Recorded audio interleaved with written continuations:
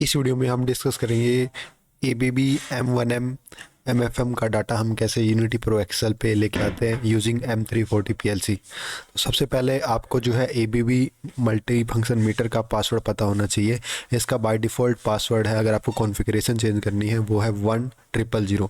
1000 आपको लाने के लिए सबसे पहले अप और डाउन की को दोनों को एक साथ प्रेस करना होगा। जैसे ही आप प्रेस करोगे एक पासवर्ड वाली विंडो ओपन हो जाएगी। वहाँ पे आपको पासवर्ड डालना है 1000। पासवर्ड डालने के बाद आप यहाँ पे पैरामीटर्स डाल सकते हो RS-45 के। इधर देखिए, इसमें A+ और A- RS-45 के लिए कम्युनिकेशन कराने के लिए एक पोर्ट दिया गया है। तो इस पर आपको 2 वायर्स लगानी है और उसके बाद वो दूसरी एंड पे जो वायर लगेगी वो मैं आपको भी बता रहा हूँ वो कहाँ पे लगेगी। उससे पहले हम देख लेते हैं कि इसमें जो है आप कम्युनिकेशन रजिस्टर मैप में जाओगे तो इधर आप देखिए standard Modbus RTU protocol half duplex ये सपोर्ट करता है। बॉड रेट है इसकी 2400 बिट पर सेकंड से लेके 19200 बिट पर सेकंड।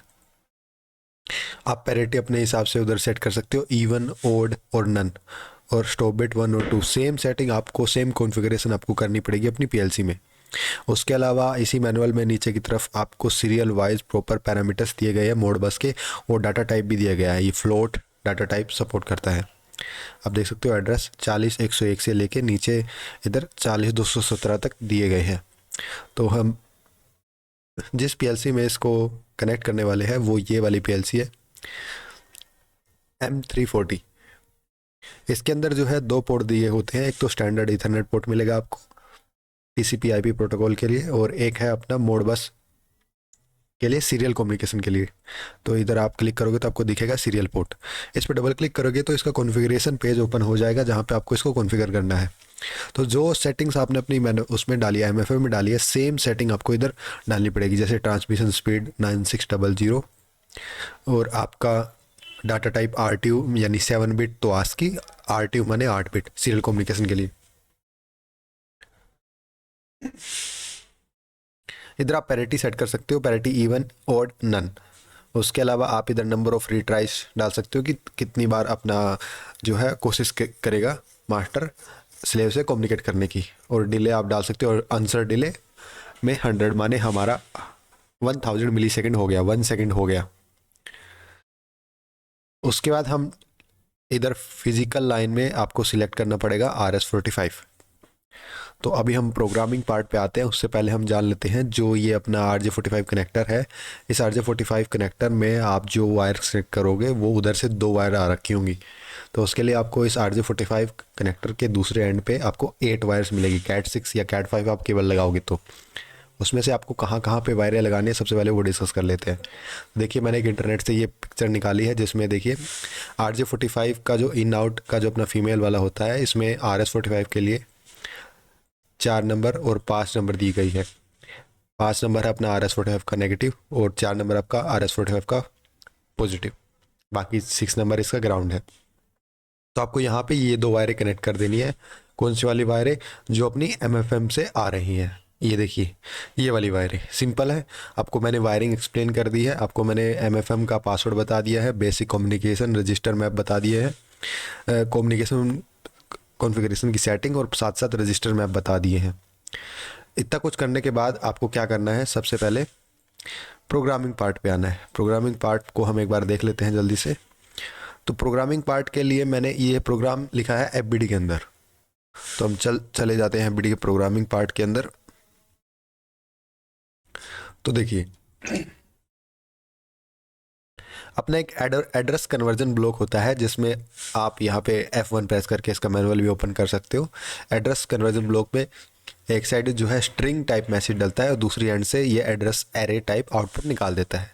M340 में इसको हम डायरेक्टली कनेक्ट कर सकते हैं अपने रीड वेरिएबल के साथ। रीड वेरिएबल में एड्रेस नाम का ब्लॉक दिया होता है, पैरामीटर दिया होता है। तो मैं एक बार जो है इसको भी हेल्प में खोल के आपको दिखा देता हूँ मैं क्या कहना चाह रहा हूँ। यहाँ पे आप जाओगे तो इसकी कंप्लीट डिटेल्स आपको डिस्क्रिप्शन में मिल जाएगा। देखिए, FBD representation, ladder logic representation सब आपको मिलेगा। हम इधर प्रोग्राम लिख रहे हैं FBD में, तो हम केवल और केवल डिस्कस करेंगे FBD में। इधर आपको मैनुअल में इसकी सारी जानकारी मिल जाएगी, जो जो इसमें पैरामीटर है उस डिस्क्रिप्शन के साथ। एड्रेस में क्या डालना है, ऑब्जेक्ट टाइप में क्या डालना है, और फर्स्ट ऑब्जेक्ट और ऑब्जेक्ट नंबर में क्या डालना है। इसके अलावा इसमें एक मैनेजमेंट पैरामीटर भी डलता है जिसमें एक एरे कनेक्ट होता है जिसका साइज़ होता है 4, जिसको हम एक्सचेंज मैनेजमेंट टेबल भी बोलते हैं, जिसमें हम टाइम आउट वगैरह वैल्यूज़ को डालते हैं। तो सबसे पहले हम देख लेते हैं यहाँ पे हमने जो अनेबल बिट में लगाया इधर %M4 %S4 एक स्पेशल टाइप की रजिस्टर है जो हमें पल्स प्रोवाइड करती है 10 मिलीसेकंड की। इसका टाइम बेस 10 मिलीसेकंड है। एक बार मैनुअल में इस बात को कंफर्म भी कर लेते हैं। सिस्टम बिट्स में जाएंगे, इधर S4 पे आप जाके देख सकते हो, इसका टाइम बेस है 10 मिलीसेकंड और इस प्रकार से हमें 5 मिलीसेकंड की हाई लो की पल्स देती रहती है। It is asynchronous in relation to the PLC cycle, आप इधर देख सकते हो। तो हमने इधर इसको %S4 दे दिया ताकि जो हमारा डाटा की रिक्वेस्ट है वो बार बार अपडेट हो सके, रिक्वेस्ट जो जा सके स्लेव पे। एड्रेस में एड्रेस कनेक्ट कर दिया। ऑब्जेक्ट में आपको डालना है आप किस प्रकार का डाटा रीड करना चाह रहे हो। %MW डालने से आप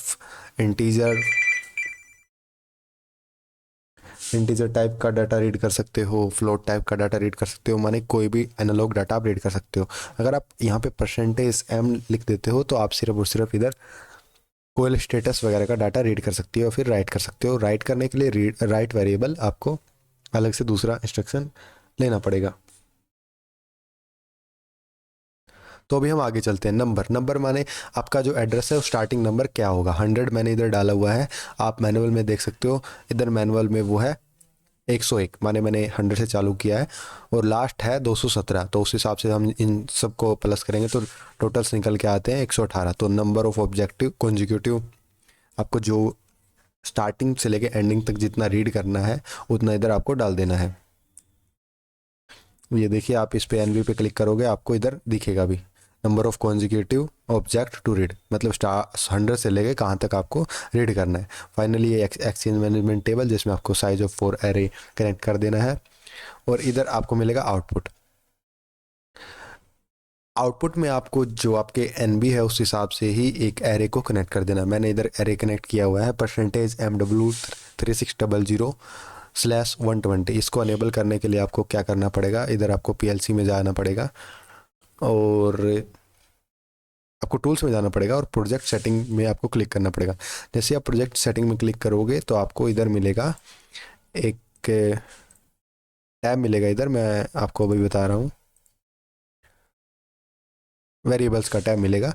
वेरिएबल्स के टैब में आपको यहाँ पे एक अलो करना पड़ेगा, अलो डायनेमिक एरे को अलो करना पड़ेगा और बाकी सारी सेटिंग्स भी आपको इसी प्रकार से करनी पड़ेगी, तभी आप ऐसे टाइप करके एरे को क्रिएट कर पाओगे।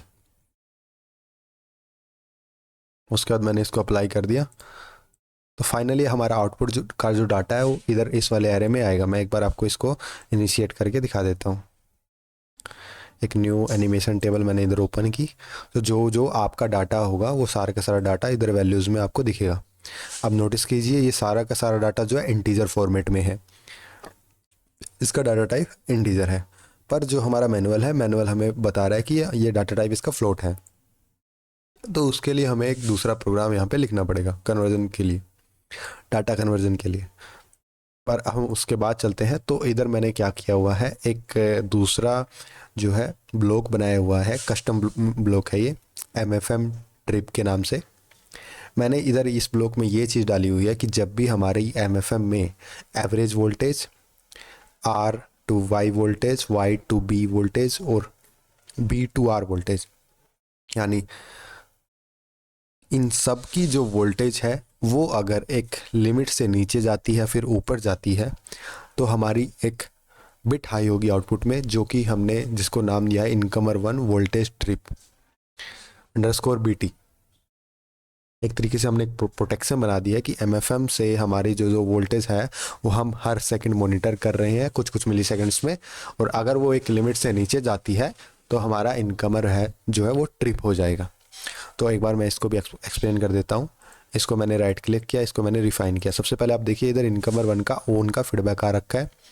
इसके अलावा इधर आप देखिए लिखा भी हुआ है बाकायदा RY की बिट 0, RY की बिट 1, ऐसे वाई बी की बिट 0, वाई बी की बिट 1, फिर बी आर की बिट 0, बी आर की बिट 1।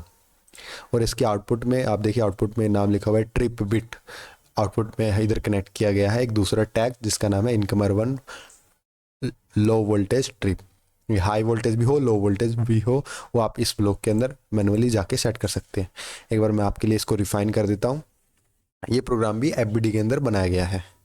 तो देखिए इधर हमने क्या किया है, जो अपना डाटा आ रहा था मोड बस पे आरटीयू के थ्रू, उसमें से हमने क्या किया है, उसको रियल में कन्वर्ट करने के लिए, क्योंकि उधर फ्लोट टाइप डाटा टाइप था, तो हमने क्या किया है, इधर बिट नंबर 0 और बिट नंबर 1 को इंटीजर टू वर्ड एक कन्वर्जन ब्लॉक के साथ जोड़ दिया गया, इंस्ट्रक्शन के साथ जोड़ दिया है, और उससे जो फाइनल आउटपुट निकलेगी उसको हमने क्या किया, वर्ड एज रियल में कन्वर्ट कर दिया गया। जैसे वर्ड एज रियल में कन्वर्ट करेंगे तो फाइनल हमें यहाँ पे इनपुट वोल्टेज मिल जाएगी। कौन सी वोल्टेज? Average voltage. और इधर दूसरे वाले में मिलेगी हमें आर टू वाई वोल्टेज, यानी आर फेस की और वाई फेस की वोल्टेज। नीचे मिल जाएगी येलो और ब्लू फेस की वोल्टेज, यहाँ पे मिलेगी हमें ब्लू और रेड फेस की वोल्टेज। उसके बाद आप देखिए इधर लेस देन और ग्रेटर देन के 2 ब्लॉक लगाए गए हैं, और इसमें लिखा गया है कि अगर अपनी वोल्टेज लेस देन होती है 375 वोल्ट से, और अगर अपनी वोल्टेज ग्रेटर देन होती है 450 वोल्ट से, तो फाइनली ये जो अपना लेस देन और ग्रेटर देन ब्लॉक है ये आउटपुट निकालेगा। और इसमें से अगर कोई भी कंडीशन ट्रू होती है तो ये जो आउटपुट निकलेगी वो सीधी की सीधी जुड़ी हुई है और गेट के साथ।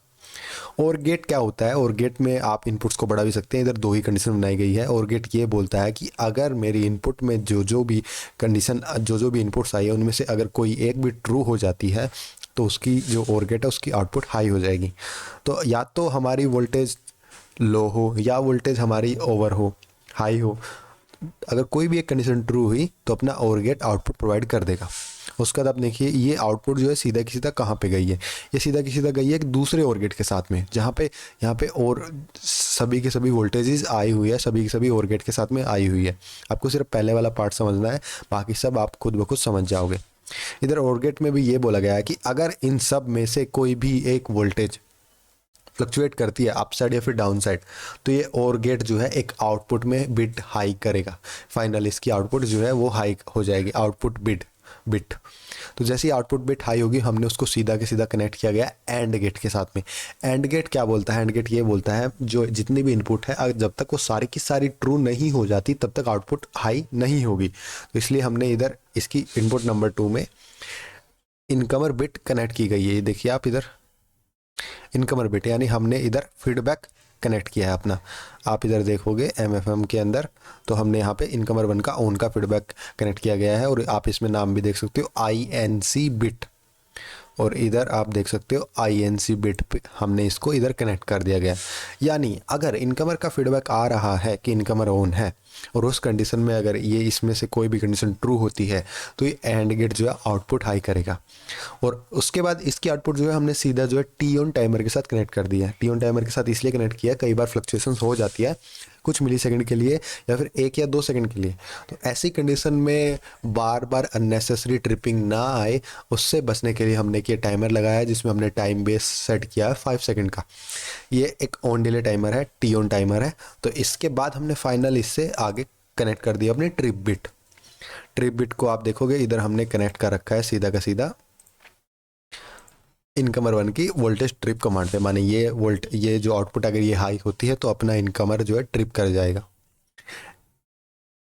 ओके, तो इस वीडियो में मैं सिर्फ इतना ही एक्सप्लेन करना चाह रहा था आपको कि कैसे हमने जो है यूनिटी प्रो एक्सेल वर्जन 12 और एक सिंपल सा इंस्ट्रूमेंट ABB की तरफ से आने वाला M1M MFM meter multi function meter को कैसे हम जो है कॉन्फ़िगर करें PLC के साथ में, कैसे एक पैरामीटर्स डालें, और कैसे जो है हमने एक छोटा सा प्रोग्राम बनाया कि कोई भी अगर फेस टू फेस वोल्टेज या अपनी वोल्टेज हाई जाए या लो जाए, अपनी एक कमांड जनरेट हो जिससे हमारा जो है हम इनकमर को बंद करा सके, ताकि हमारी जो भी फील्ड में मोटरें लगी हुई हैं या जो भी इक्विपमेंट्स लगे हुए हैं जो वोल्टेज सेंसिटिव है उनको हम सेफ्टी प्रोवाइड कर सकें।